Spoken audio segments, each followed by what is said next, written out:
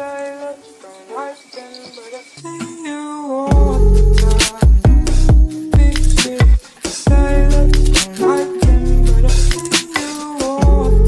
everyone, so my name is Allie and welcome to my channel, and today I'm going to be doing the Thank You Next book tag that was created by Jananie at This Story Ain't Over. So she very kindly tagged me in this tag and I'm so grateful for that, because if you didn't know, Thank You Next is like my biggest jam right now. I am loving it. It is so good. I loved it from the first time I heard it. Literally could not stop playing it. It is perfection.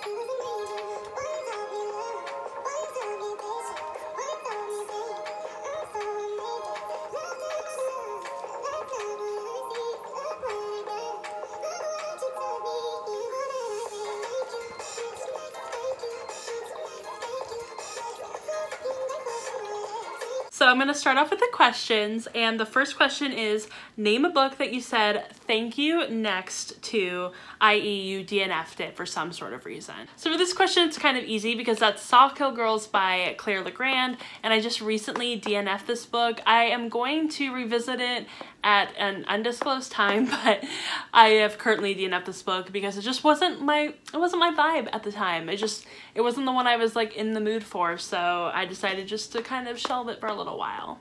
Okay, so for the next three questions, you can either answer them separately or all together with completely different books. It just depends. And for the first question, that is, name a book that taught you love. So for this one, I'm going to go with Everything Leads to You by Nina LaCour.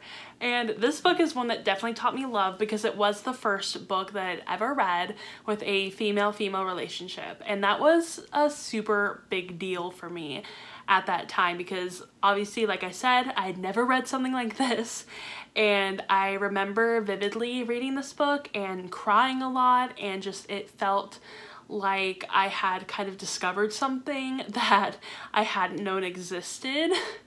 And I had already known that I was bisexual and that I liked girls and that that was like a thing, but I had never thought that anyone wrote about that. And finally reading this book, I was like, oh my gosh, people do actually write about this and it's really good and I really enjoy it. And that was like a really big eye-opening experience for me, and it really did teach me love, and it taught me that my love and everyone else's love is totally fine and is worthy of being in a book, and I feel like that's really special. The second question is, name a book that taught you patience, and that book would definitely be Hunting Prince Dracula by Carrie Maniscalco. Sorry, I would like to amend my answer for the book that taught me patience.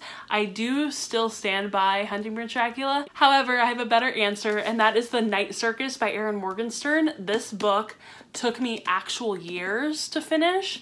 I started this book when I was probably a teenager still, and then I finished it last year.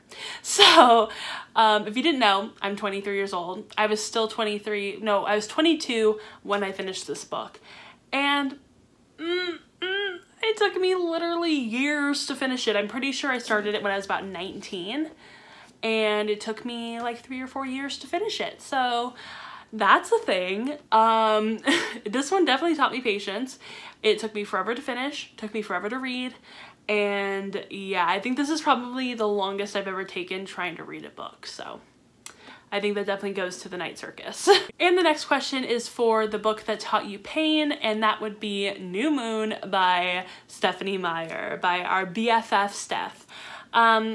I love New Moon. It's my favorite book out of the series. I've read it so many times. You can tell the spine is cracked. There is just like damage everywhere. I have loved this book. I have reread it and reread it and reread it, and I cry every time I read it. And it means so much to me, and it's such like a powerful book for me. For some reason, it's just stuck with me forever, and it's so depressing and it's so sad, and I'm such like an Edward and Bella shipper that this book makes me sad, and I think that's why I like it so much, is that it makes me sad, it makes me feel things. So yeah, this book definitely taught me pain. I read it a lot when I was really struggling and when I was moving and when I was sad and depressed, and I mean I still am sad and depressed, but yeah, this book was like a huge influence in my life at the age I was. I think I was about like maybe 13 years old, 14 years old. So yeah, I really loved New Moon, and it definitely 100% taught me pain, and it's so sad and depressing. So yeah, this one. Okay, so the next question is a long one, and that is, name a book that you loved at the time of reading, but in hindsight you do not like as much anymore, but which you still learned some other quality from. For me, that book is definitely Finding Audrey by Sophie Kinsella, and I really liked this book at first, but kind of looking back on it, I am not like super into it. Like, I'm pretty sure I liked it at the time, so like that's like, you know, valid, but now I'm just like meh about it. I'm not like this is like bad or problematic or anything, it's just meh. So I feel like that kind of works for this question. And this was actually the first book I'd ever read about a main character with anxiety. So I felt like that was really important, and it definitely taught me something, that like my anxiety is valid and the way that I react to the world is valid and all that kind of stuff. And I think that was super important to learn. However, this is just kind of a meh book for me. I would never want to reread it, and it did take me a while to read it, so. The next question is, name a book that you are currently talking to. So that can be you're currently reading it, or you recently read it and you're still thinking a lot about it. And that definitely has to go to Grace and the Fever by Zan Romanoff. I am still thinking about this book. I keep thinking like, I wish that I could unread it and then reread it, because it's just so good. And like, I feel like I want to go back into it just blind and like not knowing anything. And oh, I just loved this book so much. I gave it a 4 stars. However, I am like super obsessed with this book because it's just like, it's fan fiction come to life in like an actual book. Like, if you love fan fiction, you are gonna love this book. It is just so good, and I keep thinking about it. I'm still so in love with it, and yeah, I really want to reread this ASAP. And yeah, this is definitely one I am still talking to. The last question is, name the book that gone last. The book of you, the book that helped you love yourself a little bit more. So for this question, I actually have 2 answers, and that is Leah on the Offbeat and The Upside of Requited. I mean, are we surprised that I chose these 2 books? No, because I love Becky Albertalli, and I love the way that she writes fat characters, and I absolutely loved Leah. I freaking loved Leah. She is just like my soul sister. I love her so much, and I just loved getting to read both of these books. They were so well done, in my opinion. This book in particular was just the book of my freaking soul. I remember writing in my review that it was like she had looked at my diary, if I had a diary, and just written that, like just like made it her own, because literally me and Molly are the same people. Like, we are so similar. And I just remember reading this and being like, this is me, right? Like, she wrote a self-insert of me, right? Like, she just wrote about me. And I just love Molly so much. And just like the talk about unrequited crushes, stuff like that, like having really, really intense crushes over people, especially during high school. That was like my life. Like, I did not get over my senior year crush until just recently. Me and Molly, we are so similar. And then with Leah, we are also pretty similar. Not as much as Molly, but this book had such great fat representation. I mean, there were actual scenes from my life. Like, the prom dress try-on scene was literally ripped out of the pages of my life. It was something that actually happened to me.